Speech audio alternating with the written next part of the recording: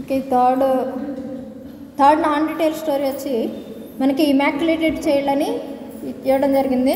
అందులో క్వశ్చన్ చూడండి, sketch the character of Gangu. ఇందులో ఉండేటటువంటి ఒక క్యారెక్టర్ గంగు క్యారెక్టర్ని స్కెచ్ చేయమంటున్నారు. లేదా justify the title of the story immaculated child. అసలు ఇమాక్యులేటెడ్ చైల్డ్ అనేటటువంటి టైటిల్ని ఎలా పెట్టారు ఈ స్టోరీకి, దాన్ని చెప్పమని చెప్పి అడుగుతున్నారు. దీంట్లో ఫస్ట్ పారాగ్రాఫ్ చూడండి, the story immaculated child is written by Premchand.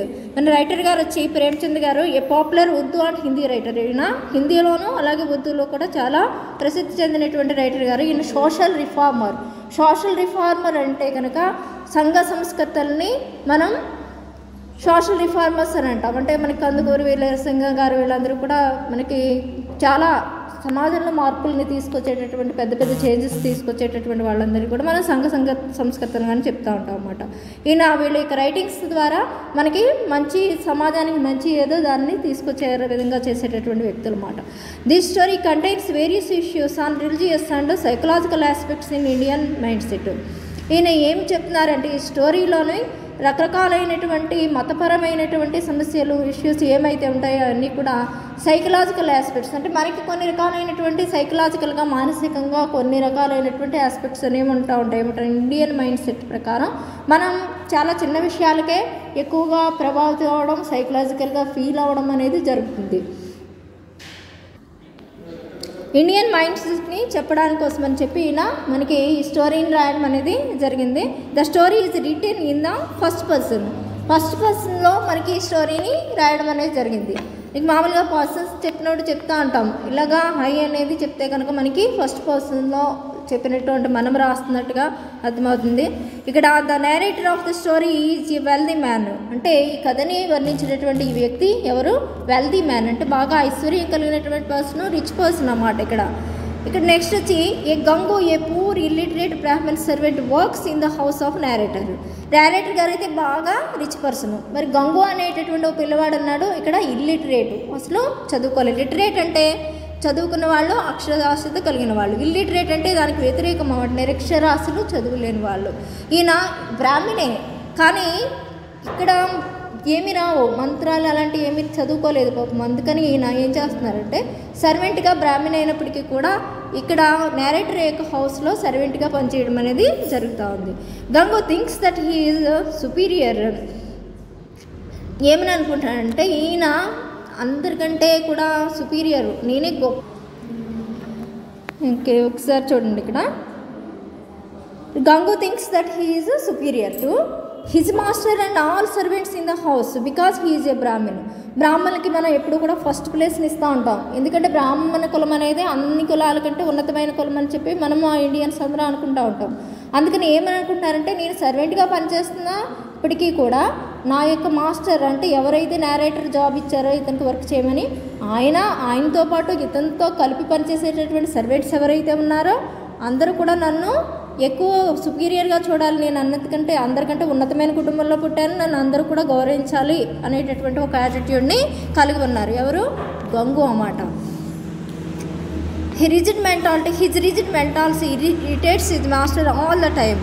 ఈ విధమైనటువంటి ఈ మెంటాలిటీని వాళ్ళ మాస్టర్ ఏం చేసేవారట, అస్తమాటు ఏంటి ఇలాంటి మెంటాలిటీని కలిగి ఉన్నారు. అంటే మనం ఎవరి దగ్గరైనా పనిచేస్తున్నాం అంటే మనల్ని ఎలాగైనా పనిచేసే వాళ్ళ కింద చూస్తారు కదా, ఒక మనకంటే పై వాళ్ళ కింద చూడరు. అందుకని చెప్పి ఏంటి ఇలాంటి మెంటాలిటీని కలిగి ఉన్నానని చెప్పి ఇరిటేషన్ వస్తూ ఉండేదట, ఇలా చేస్తున్నాడా అని చెప్పి ఆయనకి, నేరేటర్ గారికి కూడా.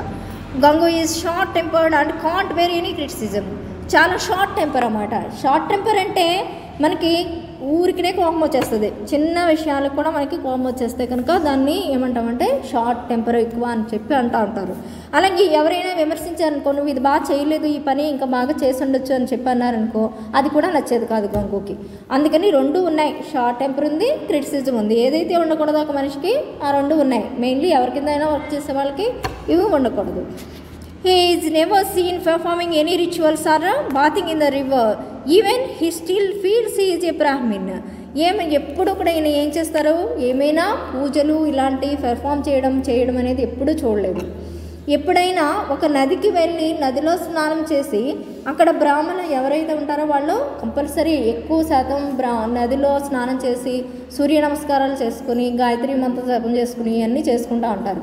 పాపం ఇందులో ఏది చేయట్లేదు, కానీ ఏమనుకుంటారు, నేను బ్రాహ్మణ్ని కనుక నన్ను అందరూ గౌరవించాలని మాత్రమే అనుకుంటున్నారు. కానీ ఈయన చేయవలసినటువంటి పనులు ఏవైతే ఉంటాయో అవేమీ చేయట్లేదు. ఏమని అనుకుంటున్నాడు, నీడ్ టు బి రెస్పెక్టెడ్, నన్ను అందరూ గౌరవించవలసిందే. ఏంటంటే నేను బ్రాహ్మణ్గా పుట్టాను కాబట్టి నన్ను అందరూ గౌరవించాలి, ఒకటే విషయం అని చెప్తున్నారు అన్నమాట. One day Gangu comes to the narrator and expresses his love towards a widow named Gomati Devi. ఇక్కడ ఒక అమ్మాయి గోమతీ దేవి అనేటటువంటి ఒక అమ్మాయి ఉంది.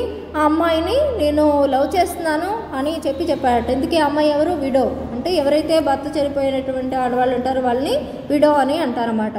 ఇక్కడ వాళ్ళ నేరేటర్ గారి దగ్గర కంటే ఓనర్ గారి దగ్గరికి వెళ్ళి నేను పలానా అమ్మాయిని లవ్ చేస్తున్నానని చెప్పారట. అది కూడా నేను పెళ్లి చేసుకోవాలనుకుంటున్నాను అనే విషయాన్ని కూడా చెప్పారట. He asks the narrator to relieve him of hits duties. నేను ఇంకా పని చేయనండి, నన్ను పంపించేయండి పనిలోంచి, ఎందుకంటే నేను పెళ్లి చేసుకోవాలి అని అడిగారట నేరేటర్ గారిని. Actually Gomati Devi had a bad reputation. He is exiled from the widows ashram also for her misdeeds. Gomati Devi ఎలాంటి అమ్మాయి అంటే మంచి రిప్యుటేషన్ లేదంటే మంచి గుర్తింపు అనేది లేదు. ఎందుకంటే ఆమెని విడో ఆశ్రమం నుంచి కూడా అంటే వితంతు ఆశ్రమం నుంచి కూడా వెళ్ళగొట్టేశారట. ఎందుకని ఈవిడ మంచి పనులు చేయట్లేదు అని చెప్పి ఆమెని అక్కడి నుంచి కూడా తప్పు పనులు చేస్తున్నారని చెప్పి బయటకు వెళ్ళగొట్టేశారు. The narrator is shock to hear this. He try to convince Gangu not to marry Gomati. పాపం ఇది వినగానే నేరేటర్ గారికి ఏమనిపించిందంటే షాక్ అయ్యారట. ఏంటి ఇలా చెప్తున్నారని చెప్పి అనుకుని ట్రై చేశారు కన్విన్స్ చేయడానికంటే ఎలాగలాగ ఒప్పిందాం, అమ్మాయిని పెళ్లి చేసుకోవద్దు, నువ్వు అంత మంచిది కాదని చెప్పారట. He is sure that Gomati will betray Gangu also, but Gangu is not shameful to marry her. అయితే ఏమని అనుకుంటున్నారంటే మిమ్మల్ని పెళ్లి చేసుకోవడానికి ఆమె ఏమీ ఒప్పుకోదు అని అనుకుంటున్నాను, నేను కూడాను వెళ్ళి అడిగి చూసుకోవాల్స్తే అని చెప్పారట. అలా చెప్పినప్పటికీ కూడా ఈడ నాట్ షేమ్ఫుల్ ఫీల్ అవుతున్నాడు, అంటే షేమ్ఫుల్గా సిగ్గుపట్టలేదు అసలు. అలా అయినా సరే నేను వెళ్ళి అడుగుతానని అంటున్నారు అన్నమాట. The narrator finally accepted his resignation. Okay, నీకు ఇంకా అంతగా నేనేమి చెప్పేదేం లేదు, చెప్పాల్సిందంతా చెప్పాను కనుక ఇంక నీ ఇష్టం, నీ రెసిగ్నేషన్ నేను అంటే రాజీనామాని నేను ఒప్పుకున్నాను, నీ ఇష్టం, నువ్వు వెళ్ళిపోవచ్చు పనిలోంచి అని చెప్పారట. Gangu marriage to Gomati and they live in a shack wedding చౌట్. అయితే వీళ్ళిద్దరూ కూడా మ్యారేజ్ చేసుకున్నారు, ఒక దాంట్లో నివసించడం అనేది జరిగింది. After 5 months the narrator gets the news that Gomathi had again run away. మరి నేరేటర్ గారికి ఒక న్యూస్ వచ్చింది. ఏమంటారు న్యూస్, ఈ అమ్మాయి మళ్ళీ వెళ్ళిపోయింది, 5 నెలలు అయింది పెళ్లి చేసుకున్నటువంటి అమ్మాయి వెళ్ళిపోయింది అని చెప్పి. The narrator feels happy and thinks that Gangu is punished for his lack of foresight. ఏమని అనుకున్నారంటే నేరేటర్ గారు, బాగా జరిగింది, వీడికి ముందు చూపు ఏమీ లేదు ఈ గంగు గారికి, ఇలా చేసుకున్నాడు, అందుకని అమ్మాయి బాగా వెళ్ళిపోయింది అని చెప్పి అనుకున్నారు. ఫోర్సైట్ అంటే ముందు చూపు అని అంటాం. He meets Gangu and tries to falter his idea of marrying Gomati. కలిసారట, గంగుని కలిసి చెప్పారట నేరేటర్ గారు, ఏమని, అబ్బాయి నువ్వు చేసిన పని ఏం బాగాలేదు, తప్పుగా ఉంది, అందుకని చెప్పి నువ్వు గోమతిని మ్యారేజ్ చేసుకునేటటువంటి ఐడియా ఏదైతే ఉందో అది బాగాలేదు, తప్పుగా ఉంది అని చెప్పారట. But narrator understands that Gangu still loves Gomathi. ఆఖరికి ఏమర్థమైందంటే ఇంతకీ వెళ్ళి అతను పలకరిస్తే ఆమె వెళ్ళిపోయినా పర్వాలేదు, నేను ఆమెనే ప్రేమిస్తానని చెప్పి అన్నాడట. అందుకని అంత డీప్గా ఉన్నాడు. అందుకని and wishes to bring her back when she is found. Okay, ఏమని చెప్పారు, విష్ చేస్తున్నాడు, ఏమని, అమ్మాయి ఎక్కడైనా కనిపిస్తే నేను తీసుకుని వస్తానండి అమ్మాయిని అని చెప్పారట. అప్పుడు ఏం జరిగిందంటే when she is found after A month, 1 నెల తర్వాత కనిపించింది. ఎతగ్గా వెతికితే కనిపిస్తుందో ఎక్కడో కనిపించింది. Gangu comes to the narrator with a small baby and ask to bless the baby. ఇప్పుడు 1 నెల తర్వాత ఈయన గంగు గారు వచ్చారు నేరేటర్ దగ్గరికి, వచ్చి ఒక చిన్న బేబీని పట్టుకుని వచ్చారట నేరేటర్ గారి దగ్గరికి. ఎవరు, గంగు ఒక పాపని తీసుకుని వచ్చారట. But the narrator comes to know that Gomathi has given birth to a child just after 6 months of marriage. ఆ పెళ్ళైన 6 నెలలకే ఆమె ఒక అమ్మాయికి జన్మనిచ్చిందని, ఒక పాపకి జన్మనిచ్చిందనే విషయం తెలిసింది. అది చూసి నేరేటర్ గారు ఏమని తెలుసుకున్నారు, ఈ విషయం కొత్తగా జరిగిందని చెప్పి. Gangu set to the narrator that the child was a gift from God. Gangu ఏమని చెప్పాడంటే, ఏంటయ్యా ఇది అని అడిగితే ఏమని చెప్పాడంటే, నాకు దేవుడు బహుమతిని ఇచ్చాడండి, ఈ బహుమతి దేవుడు ఇచ్చినటువంటి పాప బేబీ అని చెప్పి చెప్పారట. Listening to these words the narrator feels ashamed not to have a heart like. ఈ వర్డ్స్ వినగానే దేవుడిచ్చిన పిల్లాడని చెప్తున్నాడని ఆ మాట వినగానే, ఓహో గంగు లాంటి మంచి మనసు నాకు లేకపోయిందే అని చెప్పి పాప నేరేటర్ గారికి కూడా సిగ్గేసిందట, గంగు గారికి కాదు.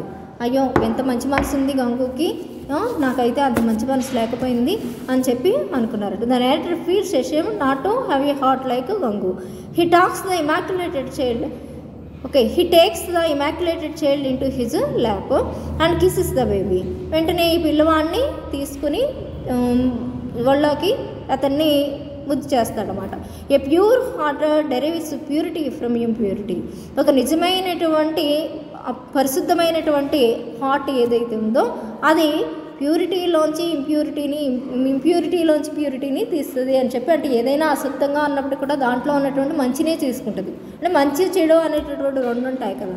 అని ఎక్కడికైనా వెళ్ళినప్పుడు నేను చెడుని వదిలేసి మంచిని మాత్రమే తీసుకోమని చెప్తారు. ఎవరైనా పనులు ఏమి చేసినా కూడా వాళ్ళు చేసేటటువంటి చెడు పనులను మనం చూసే కంటే వాళ్ళు చేసేటటువంటి మంచి పనులని మనం కన్సిడర్ చేసుకోవడం అనేది మంచిదని. అందుకని ఇంప్యూరిటీలోంచి కూడా ప్యూరిటీని తీయడం అయింది. Thus the little immaculated child is well justified. ఈ విధంగా ఇక్కడ ఇమాక్యులేటెడ్ చైల్డ్ అనేటటువంటి పేరు పెట్టడం అనేది మంచి వెల్ జస్టిఫైడ్, బాగానే మంచిగానే ఈ పేరు పెట్టడం అయింది అని చెప్పి చెప్తున్నారట. ఇమాక్యులేటెడ్ అంటే కానీ మీకు థర్డ్ ఎస్ఏ ఇది నాన్ టెల్ నుంచి